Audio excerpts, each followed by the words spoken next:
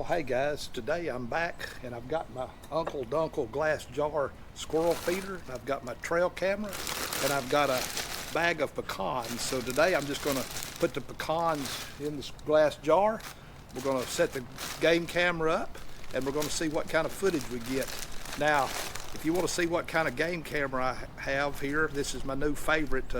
At the end, I'm going to have an end screen so you can check it out. And if you'd like to see what the unboxing looks like on this squirrel feeder, I'm also going to have an end screen you can click on to check it out. So, hey, let's fill this up and we'll come back and check the footage.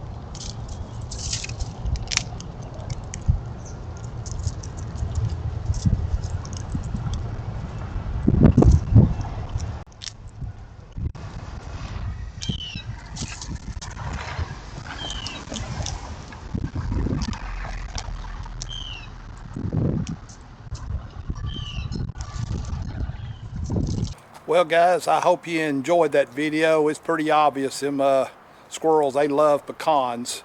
Hey, if you did, give me a thumbs up, subscribe to my channel, check out my other videos on the end screen coming up. Till next time, catch you later.